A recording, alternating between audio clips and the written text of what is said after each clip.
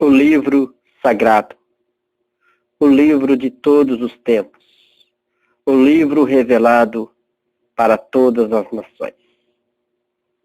Vejamos a carta de Romanos, do capítulo 1. Paulo deseja visitar Roma e escreve a seguinte palavra: Paulo, servo de Cristo Jesus, chamado para ser apóstolo, separado para o Evangelho de Deus, o qual foi prometido por ele, de antemão, por meio dos seus profetas, nas Escrituras Sagradas, acerca do seu filho, que como homem era descendente de Davi, e que mediante o Espírito de santidade foi declarado Filho de Deus, com poder, pela sua ressurreição dentre os mortos, Jesus Cristo, nosso Senhor. Por meio dele e por causa do seu nome, recebemos graça e o apostolado para chamar dentre todas as nações um povo para a obediência que vem pela fé. E você também está entre o chamado para pertencer a Jesus Cristo? A todos os que em Roma são amados de Deus e chamados para serem santos. A vocês, graça e paz, da parte de Deus, nosso Pai, e do nosso Senhor Jesus Cristo. Paulo deseja visitar Roma. Antes de tudo, sou grato ao meu Deus, mediante Jesus Cristo, por todos vocês, porque em todo o mundo está sendo anunciada a fé que vocês têm. Deus é a quem sirvo de todo o coração, pregando o Evangelho do seu Filho. É minha testemunha de como sempre me lembro de vocês, em minhas orações, e penso que agora, finalmente, pela vontade de Deus, me seja aberto o caminho para que eu possa visitá-los. Anseio vê-los a fim de compartilhar com vocês algo do espiritual, para fortalecê-los. Isso é para que eu e vocês sejamos mutuamente encorajados pela fé. Quero que vocês saibam, irmãos, que muitas vezes planejei visitá-los, mas fui impedido até agora. Meu propósito é colher algum fruto entre vocês, assim como tenho colhido entre os demais gentios. Sou devedor tanto a gregos como a bárbaros, tanto a sábios como a ignorantes. Por isso estou disposto a pregar o Evangelho também a vocês que estão em Roma. Não me envergonho do Evangelho, porque é o poder de Deus para a salvação. E todo aquele que crê, primeiro dos judeus, depois do grego, porque no Evangelho é revelada a justiça de Deus, uma justiça que do princípio ao fim é pela fé, como está escrito: o justo viverá pela fé. A ira de Deus contra o pecado. Portanto, a ira de Deus é revelada dos céus contra toda a impiedade e justiça dos homens, que primeiramente a vontade pela injustiça. Pois o que é de Deus se pode conhecer e manifesto entre eles, porque Deus lhe manifestou. Por desde a criação do mundo, os atributos invisíveis de Deus, seu eterno poder e sua natureza divina, têm sido vistos claramente, sendo compreendidos por meio das coisas criadas, de forma que tais homens são indesculpáveis. porque tendo conhecido a Deus, não glorificaram como Deus, nem lhe renderam graças, mas os seus pensamentos tornaram-se fúteis, e o coração insensato deles obscureceu-se. Dizendo-se sábios, tornaram-se loucos. E trocaram a glória do Deus imortal por imagens feitas segundo a semelhança do homem mortal, bem como de pássaros, quadrúpedes e répteis. Por isso Deus os entregou à impureza sexual, segundo os desejos pecaminosos do seu coração, para a desgraça do seu corpo entre si. Trocaram a verdade de Deus pela mentira, e adoraram e serviram as coisas e seres criados em lugar do Criador, que é bendito para sempre. Amém. Por causa disso, Deus os entregou a paixões vergonhosas. Até suas mulheres trocaram suas relações sexuais naturais por outras contrárias à natureza. Da mesma forma, os homens também abandonaram as relações naturais com as mulheres, inflamaram de paixões uns pelos outros. Começaram a cometer atos indecentes, homens com homem, receberam em si mesmo o castigo merecido pela sua perversão. Além do mais, visto que desprezaram o conhecimento de Deus, Ele os entregou a uma disposição mental reprovável para praticarem o que não devia. Tornaram-se cheios de toda sorte de injustiça, maldade, ganância e depravação. Estão cheios de invejas, homicídio, rivalidades, engano e malícia, e são pilhoteiros, caluniadores, inimigos de Deus, incentistas, arrogantes, preguiçosos, inventam maneiras de práticas o mal, desobedientes a seus pais. São insensatos, desleal, sem amor pela família, implacáveis. Embora conheça o justo decreto de Deus, de que as pessoas que praticam tais coisas merecem a morte, e não somente continua a praticá-las, mas também aprova aqueles que a praticam.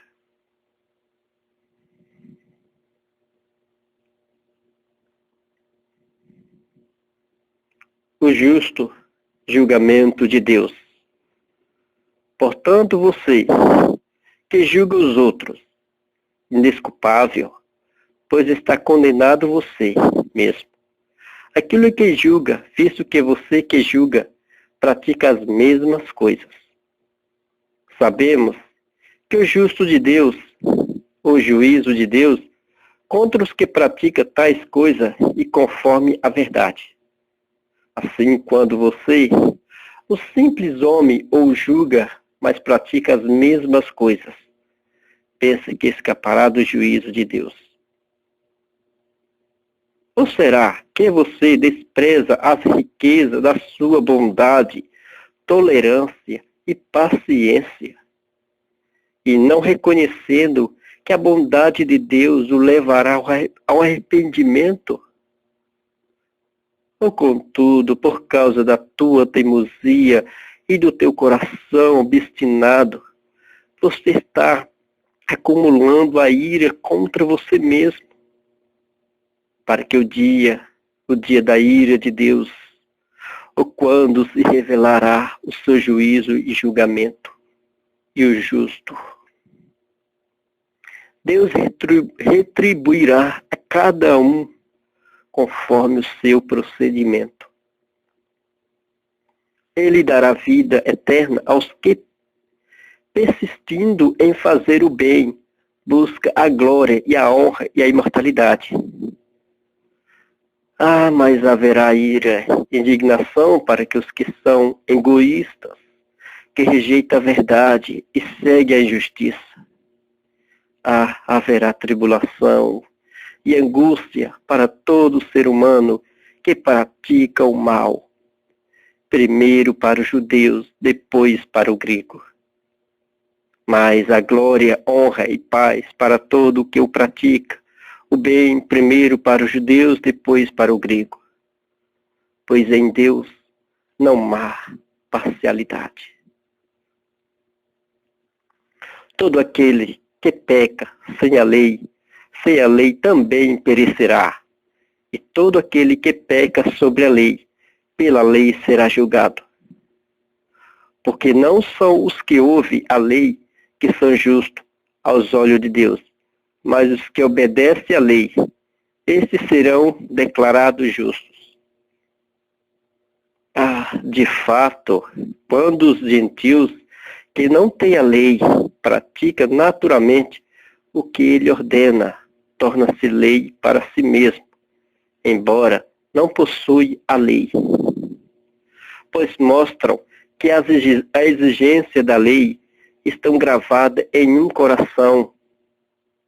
Disso dão testemunho também a sua consciência e os pensamentos deles, ora acusando-os, ora defendendo-os. Isso tudo se será no dia em que Deus julga o segredo dos homens, mediante Jesus Cristo, conforme declara o meu Evangelho. Os judeus e a lei. Ora, você leva o nome de judeu, apoia-se na lei e se glorifica e se orgulha de Deus. Você conhece a vontade de Deus e aprova o que é superior, porque é instruído pela lei. Você está convencido de que é guia dos cegos e luz para os que estão em trevas. Instrutor de insensatos, mestre de crianças, porque tem na lei a expressão do conhecimento e da verdade. E então, você que ensina aos outros e não ensina a você mesmo, você que prega contra o furto e furta, você que diz que não se deve adulterar, adultera. Você que detesta ídolos, rouba ali os templos. Você que se orgulha da lei, desonra a Deus, desobedece à lei. Pois como está escrito, o nome de Deus é blasfemado entre os gentios por causa de vocês.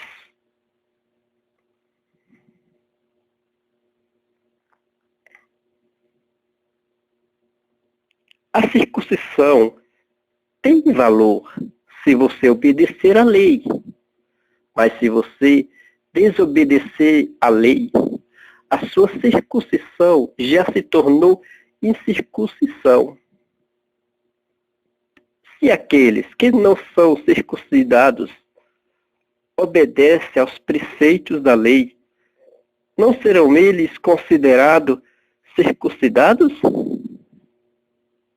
Aquele que não é circuncidado fisicamente, mas obedece à lei, condenará você, que tendo a lei escrita e a circuncisão e transgressor da lei.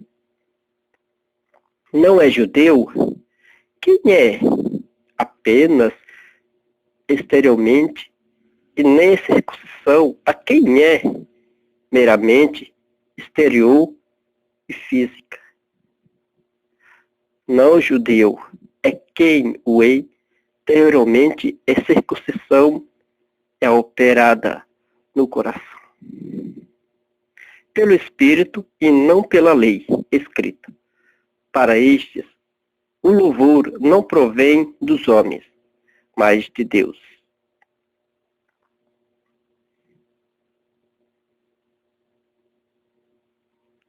A fidelidade de Deus. Que vantagem há, então, em ser judeu? Ou que utilidade há na circuncisão?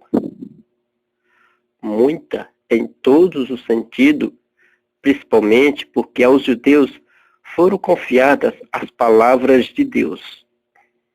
Que importa se alguns deles foram infiéis? A sua infidelidade anulará a fidelidade de Deus. De maneira nenhuma. Seja Deus verdadeiro e todo homem mentiroso, como está escrito, para que sejas justificado nas tuas palavras e prevaleça quando fores julgado. Mas se a nossa injustiça exalta de maneira ainda mais clara a justiça de Deus, que diremos? Que Deus é justo por aplicar a sua ira? Estou usando em argumentos humanos. Claro que não. Se fosse assim, como Deus iria julgar o mundo? Alguém pode alegar ainda se a minha mentira ressalta a veracidade de Deus, aumentando assim a sua glória, porque sou condenado como pecador. Por que não diz, como alguns caluniadores afirma que dizemos, façamos o mal para que nos venha o bem? A condenação dos tais é merecida. Todos pecaram. Que concluiremos então? Estamos em posição de vantagem? Nós já demonstramos que tanto os judeus quanto os gentios estão debaixo do pecado, como está escrito. Não há nenhum justo, nenhum sequer. Não há ninguém que entenda, ninguém que busque a Deus. Todos se desviaram e tornaram-se justamente inúteis. Não há ninguém que faça o bem, não há ninguém sequer. Sua garganta é um túmulo aberto, como a língua engana, veneno de víbora está em seus lábios. Sua boca está cheia de maldição e amargura. Seus pés são ágeis para derramar sangue. Ruína e desgraça marca os seus caminhos. Não conhece o caminho da paz. Aos seus olhos inúteis teme a Deus. Sabemos que tudo o que a lei diz, o diz àqueles que estão debaixo dela, para que toda a boca se cale e o mundo todo esteja sob o juízo de Deus. Portanto, ninguém será declarado justo diante dele, baseado-se na obediência à lei. Pois é mediante a lei que nos tornamos plenamente conscientes do pecado. A justificação pela fé. Mas agora, se manifestou uma justiça que provém de Deus, independente da lei, da qual testemunha a lei e os profetas. A justiça de Deus, mediante a fé em Jesus Cristo, para todos que creem, não há distinção. Pois todos pecaram e estão destituídos da glória de Deus, sendo justificados gratuitamente por sua graça, por meio da redenção que há em Cristo Jesus. Deus ofereceu como sacrifício para propiciação mediante a fé, pelo seu sangue, demonstrando a sua justiça e sua tolerância, havia debaixo impune os pecados anteriormente cometidos. Mas no presente demonstrou a sua justiça, a fim de ser justo e justificador, aquele que tem fé em Jesus.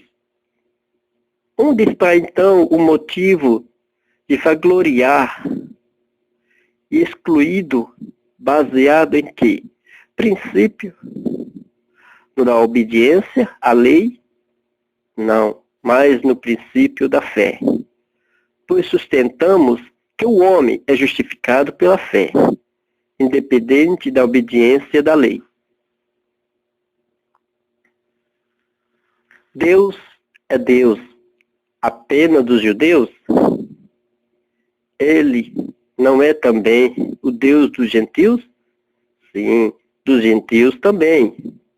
Visto que existe um só Deus, que pela fé justificará os circuncisos e os incircunciosos. Anulamos então a lei pela fé? De maneira nenhuma. Ao contrário, confirmamos a lei. Abraão foi justificado pela fé? Portanto, o que diremos dos nossos antepassados? Abraão? Se de fato Abraão foi justificado pelas obras, ele tem do que se gloriar, mas não diante de Deus? Que diz a Escritura? Abraão creu em Deus, e isso lhe foi acreditado como justiça. Ora, o salário do homem que trabalha não é considerado como favor, mas como dívida. Todavia, aquele que não trabalha, mas confia em Deus, que justifica o ímpio, que sua fé lhe é creditada como justiça. Davi diz a mesma coisa quando fala da felicidade do homem a quem Deus acredita justiça independente de obras. Como são felizes aquele que tem suas transgressões perdoadas, cujos pecados são apagados. Como é feliz aquele a quem o Senhor não atribuiu culpa. Destina-se sua felicidade apenas aos circunciosos, ou também aos incircunciosos. Já dissemos que no caso de Abraão a fé lhe foi creditada como justiça. Sobre quais circunstâncias, antes ou depois de ter sido circuncidado? Não foi depois, mas antes? Assim ele recebeu a circuncisão como sinal, como selo da justiça, que ele tinha pela fé, quando ainda não foram circuncidados. Portanto, ele é o Pai de todos os que crê sem terem sido circuncidados, a fim de que a justiça fosse creditada também a ele.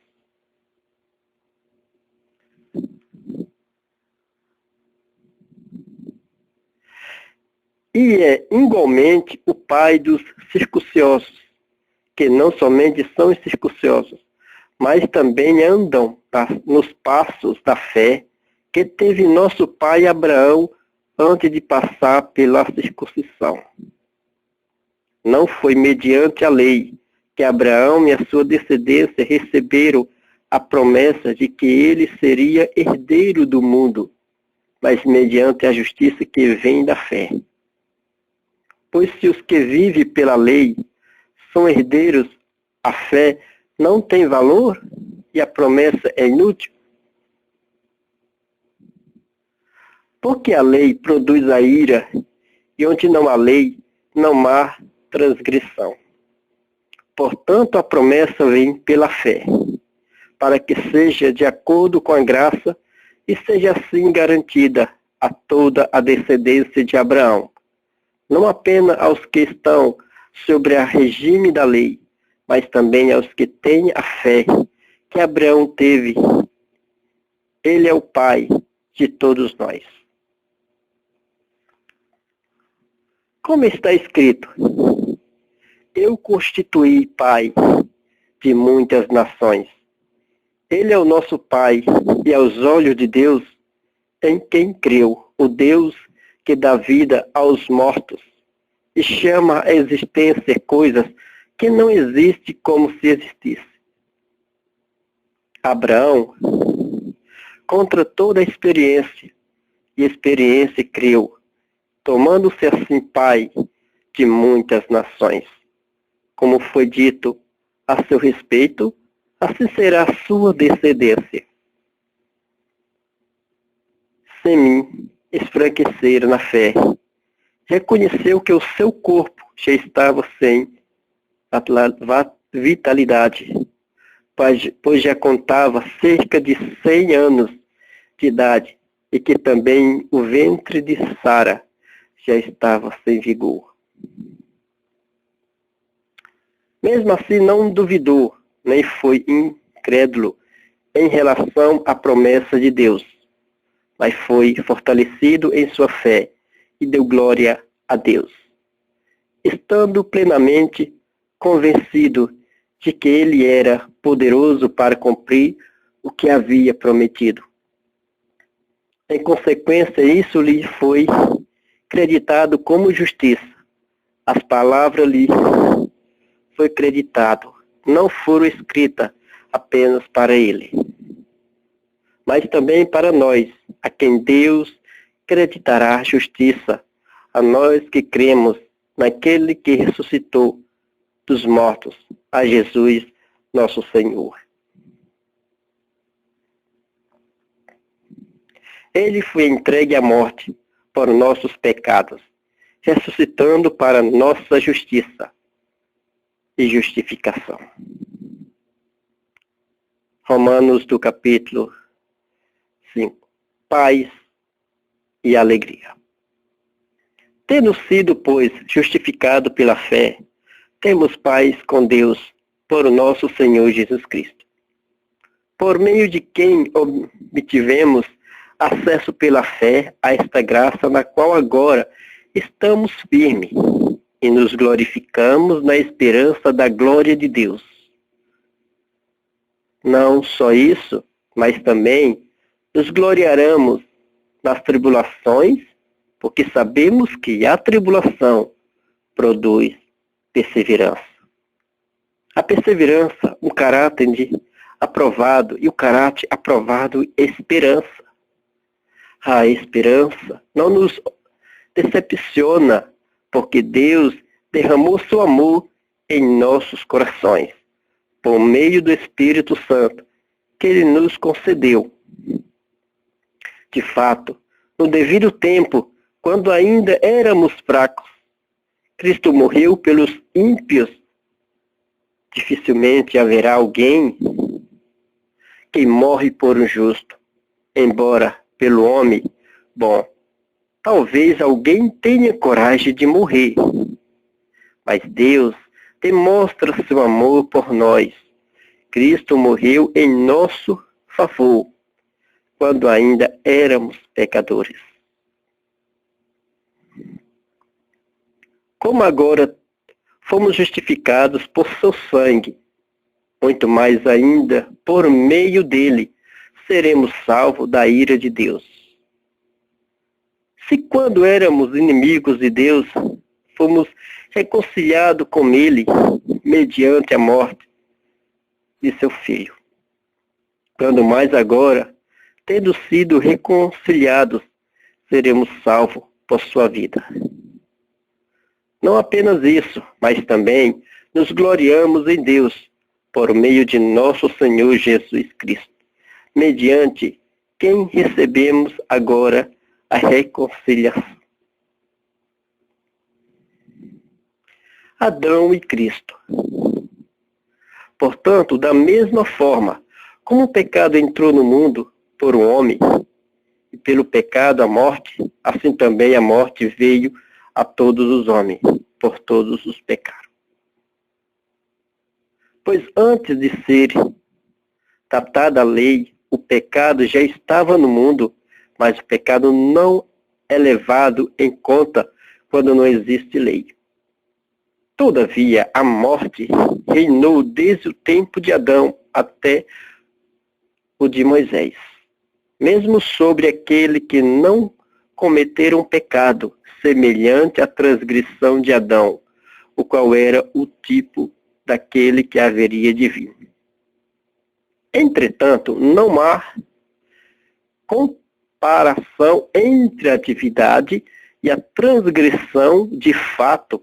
Muitos morreram por causa das transgressões de um homem, mas a graça de Deus, isso é a dádiva pela graça de um só, Jesus Cristo, transbordou ainda mais e transbordou ainda mais para muitos. Não se pode comparar a dádiva de Deus com a consequência do pecado de um só homem. Por um pecado veio o julgamento que trouxe condenação, mas a dádiva decorreu de muitas transgressões e trouxe justificação. Se pela transgressão de uma só morte reinou por meio dele muito mais aqueles que recebeu de Deus a imensa provisão da graça e a dádiva da justiça, reinarão em vida por meio de um único homem, Jesus Cristo. Consequentemente, assim como uma só transgressão resultou na condenação de todos os homens, assim também um só ato de justiça resultou na justificação que traz vida a todos os homens. Logo assim, como por meio da desobediência de um só homem, muitos foram feitos pecadores, assim também por meio da obediência de um único homem, muitos serão feitos justos. A lei foi introduzida para que a transgressão fosse ressaltada. Mas onde aumentou o pecado, transbordou a graça. A fim de que assim como o pecado reinou na morte, também a graça reina pela justiça, para conceder vida eterna, mediante Jesus Cristo, nosso Senhor. Amém? Amém. Essa foi a palavra que Deus tocou no meu coração. Que essa palavra venha servir de exemplo para mim e para você que está ouvindo essas lindas mensagens. Espero que essas lindas mensagens não venham ficar só na voz e no papel e ao ouvir, mas que essas lindas mensagens venham tocar bem no íntimo do seu coração, venham encher o seu viver, a sua alma, venha ser transformada. Que essa palavra possa acordar você para a vida, possa acordar você para uma nova criatura em Cristo Jesus. Pois Jesus nos ama, Ele está às portas, Ele está chamando, Ele está de braços abertos, chamando a cada um de nós. Pois Ele é amor, Ele é amor misericordioso, pois Ele está de braços abertos. E essas mensagens é uma mensagem de exemplo para mim, para você. Não sei a situação que você se encontra neste momento, e não sei a minha situação, mas Deus conhece cada coração. Não sei onde é que você está, se você está sentado na cadeira ou no sofá, ou está trabalhando, ou está fazendo algo, mas Deus te conhece e Deus sabe os seus pensamentos. Deus te diz que Ele é amor e Ele está te esperando de braços abertos. Ele quer te salvar. Ele quer te dar vitórias. Ele quer que você saia do seu lugar e venha ao encontro dele. Pois ele é amor. Nenhum outro tem um amor tão imenso, tão grandioso, que nem o nosso Pai Celestial. O amor dele foi tão grande que ele deu a sua própria vida pelos nossos pecados, pois não eram merecedores desse grandioso amor. Nós não éramos merecedores deste grandioso céu que nos promete, um céu de luz, de esperança, de vida eterna. Nós não éramos merecedores de nada, pois estávamos desgarrados, como as ovelhas sem pastores. Estávamos desgarrados, como alguém que não tem dono, mas veio aquele homem nos salvar. Veio um homem em forma de carne. Ele não precisava passar por tudo que ele passou, mas ele veio em carne. Ele veio sujeitar as paixões do mundo, os pecados do mundo. Ele veio como homem para nos resgatar.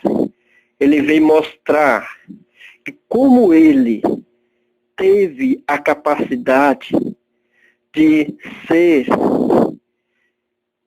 e de ver as coisas e de ser firme, de estar numa cruz e morrer pelos nossos pecados, nós também somos capazes de ser como ele. Claro que ele é o nosso Redentor, o nosso Salvador, mas ele deixou um exemplo que nós podemos ser como ele, não em forma como Deus, mas ser um seu filho obediente para a honra e glória do Salvador. Espero, meu irmão, que você tenha prestado atenção nessas escritas, nestas palavras. Quero te dizer que você é forte, que você é capaz de chegar aonde você quer chegar. Quero te dizer que Deus é Deus. Se Ele te prometeu algo, Ele vai cumprir. Mas aonde está a sua promessa, que quando você prometeu para Ele que ia fazer e não fez, Ele está esperando a tua promessa a se cumprir. Ele não é um Deus que vai invadir o teu lar, a tua vida, te espancar, te obrigar a fazer. Ele é um Deus de amor. É um Deus de esperança. Ele usa você. Ele usa pessoas. Ele usa pessoas para ir até o teu encontro. Ele usa palavras. E Ele te chama. Você é especial. E Deus tem te chamado todas as noites, todos os dias. Deus quer te salvar. Deus quer te colocar um novo cântico. Deus quer te colocar uma nova esperança. Pois Ele está às portas, de braços abertos, para te acolher. Em todas as vidas onde você andou, onde você tem colocado a planta dos seus pés, Deus tem te guardado. Deus tem te livrado de todas as coisas que tem te prejudicado e que tem te causado dor, sofrimento e tristeza. Deus tem te livrado tantas vezes da ruína, do laço do passarinheiro, Deus tem libertado, tem te tirado você de várias armadilhas que o diabo tem colocado contra você.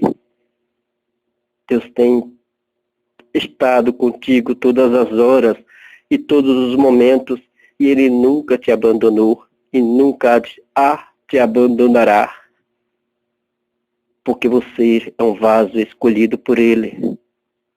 Você foi chamado por Ele. Desde o ventre materno da sua mãe, Ele tem feito menção do teu nome. Ele está esperando a sua decisão, a sua coragem. Ele está de braços abertos. Não sei onde se encontra, mas Deus sabe aonde você está. Ou talvez Deus esteja até mesmo falando comigo, mas Deus conhece a cada coração, a cada vida. E Deus quer te salvar. Deus quer te dar vida e vida com abundância. Venha ao encontro do teu Salvador. Venha de braços abertos e glorifique ao nome bendito do nosso Salvador, Jesus Cristo. Amém e amém. Essa foi a palavra que Deus tocou no meu coração, para a honra e glória do nosso Salvador, Jesus Cristo. Amém e amém.